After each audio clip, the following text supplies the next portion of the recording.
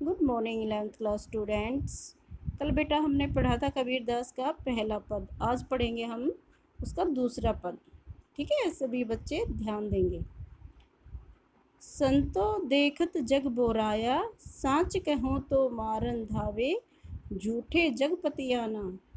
इस पंक्तियों के माध्यम से कबीर दास जी क्या कहना चाहते हैं? संतो देखत जग बोराया, बोराया क्या होता है? पागल, बावला। ठीक है, जग क्या होता है? संसार। संतो लोगों को कहता है कि कबीर दास जी इन पंक्तियों के माध्यम से कहता है कि इस संसार में मैंने हर तरह के लोगों को देखा है।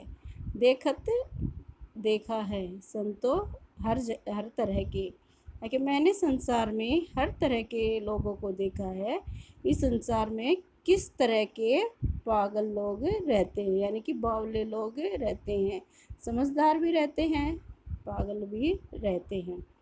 साच कहूँ तो मारन धावे, अगर मैं उनके बारे में उनकी सच्चाई बताता हूँ तो मुझे मारने को दौड़ते हैं। धावे, धावे का क्या अर्थ होता है? दौड़ते हैं। अगर मैं उनकी सच्ची बातें उनको बताता हूँ तो मुझे क्या करने के लिए दौड़ते हैं? मारने के लिए दौड़ते हैं। झूठे जग पतियाना, पतियाना का मतलब क्या होता है? विश्वास करना। और वो झूठी बात पर बहुत जल्दी विश्वास कर लेते हैं। ठीक है, समझ में आया? क्या अगर मैं उनकी सच्चाई उनके बारे में बताना चाहता हूँ तो मुझे मारने दौड़ते हैं और झूठी बातों पर बहुत जल्दी विश्वास कर लेते हैं। नेक्स्ट लाइन पढ़ेंगे। नेमी देखा धर्मी देखा, प्रात्य करे स्नाना, आत्म मारी पखानी पूजे, उनमें कछु नहीं ज्ञाना। इन पंक्तियों के माध्यम से कबीरदास क्या कहना चाहते हैं इसके बारे में जानेंगे। नेमी देखा कि मैंने इस संसार में ऐसे बहुत से लोग देखे हैं जो नाम धारण किए हुए हैं। नेमी का अर्थ होता है नाम लेना, किसी गुरु का नाम ले लेते हैं ना, इस तरह से। धर्मी देखा, जो धर्मों का पालन करते हैं, कि मैं जो धर्मों पर विश्वास करते हैं, धर्मों का अनुष्ठान करते हैं, ऐसे भी बहुत सारे लोग हैं।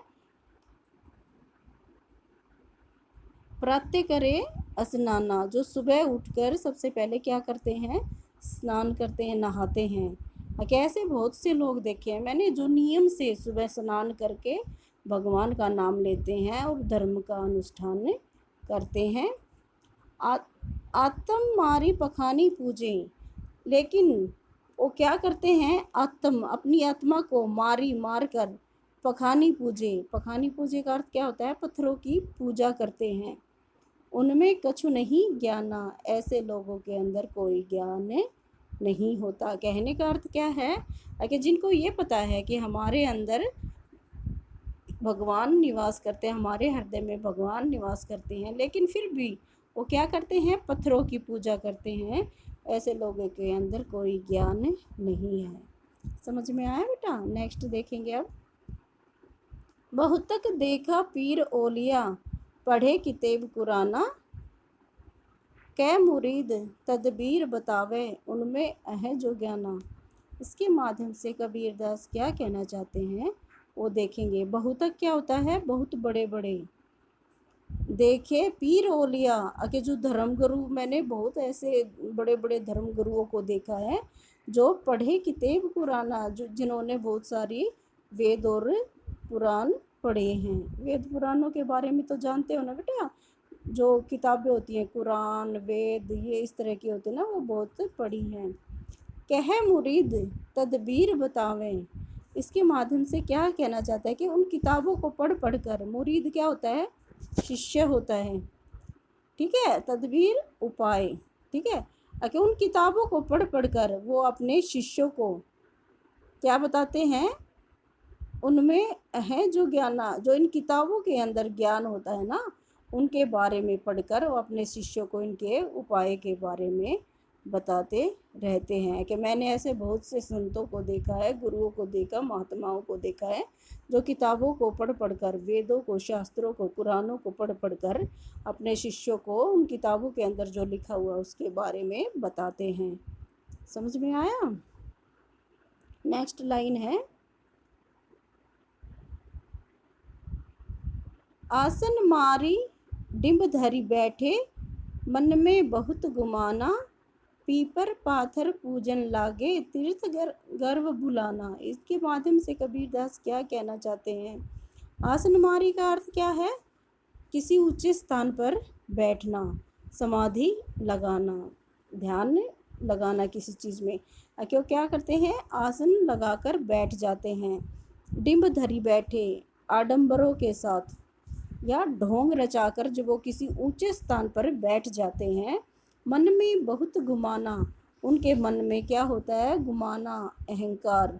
उनके मन में बहुत अधिक अहंकार भरा हुआ होता है कि वो अपने को सबसे अधिक क्या समझते हैं? गुणवान समझते हैं कि मैं ही सबसे बड़ा ज्ञानी हूँ, मेरे से ज्ञानी कोई नहीं है।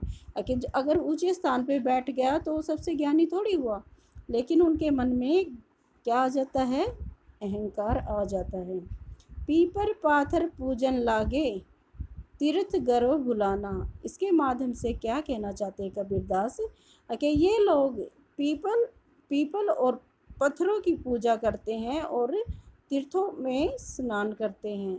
अर्थात कहने का भाव क्या है कि उन्होंने इसके माध्यम से सब कुछ बुला दिया है, पीपर पाथर पूजने में अपना समय वेस्ट कर रहे हैं। नेक्स्ट है बेटा,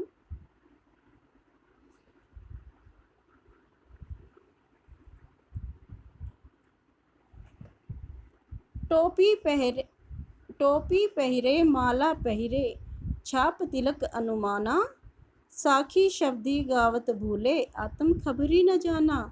इसके माध्यम से कबीरदास जी क्या कहना चाहते हैं? ध्यान से सुनेंगे। क्या करते हैं वो? टोपी पहरे है कि भगवान के नाम की टोपी पहन लेते हैं सिर पे और गले में क्या पहन लेते हैं? माला पहन लेते हैं। छाप तिलक अनुमाना, और माथे के ऊपर क्या लगा लेते हैं? बड़ा बड़ा तिलक लगा लेते हैं। कि क्या करते हैं वो?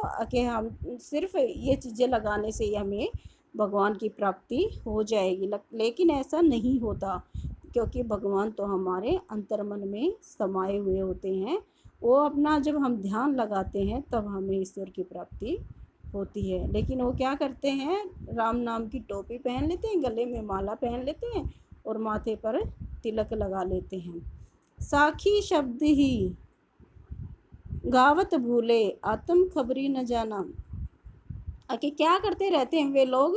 साखी और शब्द गा गा कर क्या करते हैं? गाकर ईश्वर को प्राप्त करने का प्रयास करते रहते हैं, लेकिन उन्हें ये नहीं पता कि आत्म खबरी है कि जो हमारे अंदर, उनको अपनी अंदर की खबर नहीं होती कि ईश्वर तो हमारे अंदर ही विद्यमान है, ये हमें पाखंड करने से प्राप्त नहीं होंगे। समझ में आया बेटा? नेक्स्ट देखेंगे। हिंदू कहे मोही राम प्यारा, तुर्क कहें रहीमाना। इसके माध्यम से क्या कहा गया है? अगर जो हिंदू हैं वो क्या कहते हैं? कि हम तो किसके प्रिय हैं? हमारे राम हमारे सबसे प्रिय हैं। और मुसलमान क्या कहते हैं? कि हमारे भगवान तो रहीम हैं। आपस में दो लड़ी लड़ी मरे, मरम न काहू जाना। और क्या करते हैं वो दोनों? इसी बात के ऊपर आपस में लड़ते झगड़ते रहते हैं कि असली जो भेद होता है उसके बारे में कोई नहीं जानता। असली मर्म कहू जाना, कि उन दोनों में से किसी को नहीं पता, किसी को इस चीज़ का भेद नहीं है, आपस में ही लड़ते झगड़ते रहते हैं। नेक्स्ट है, घर घर मंत्र देत फिरत हैं, महिमा के अभिमाना, गुरु के सहित शिष्य सीखे सब बूढ़े, अंतकाल पछिताना। इसके माध्यम से कबीरदास क्या कहना चाहते हैं? ध्यान से सुनेंगे भाई, ठीक है। कबीरदास जी कहना चाहते हैं कि जो लोग गुरु का रूप धारण कर लेते हैं वो क्या करते हैं? वो घर घर में मंत्र देत फिरत, महिमा के अभिमाना। वो पैसे के कारण, अपनी माया के कारण, अभिमान के कारण वो क्या करते हैं? घर घर जाकर मंत्र देते रहते हैं कि भगवान के बारे में घर घर जाकर बताते रहते हैं। गुरु के सहित शिष्य सब बूढ़े, कि उनके गुरु भी मूर्ख होते हैं और शिष्य भी क्या होते हैं, मूर्ख होते हैं। इस तरह के जो गुरु होते हैं वो भी कैसे बताए गए हैं, मूर्ख बताए गए हैं, और उनके शिष्य भी मूर्ख हैं। अंतकाल पछिताना, और अंत समय में उन्हें सिर्फ पछतावा ही मिलता है। समझ में आया बेटा?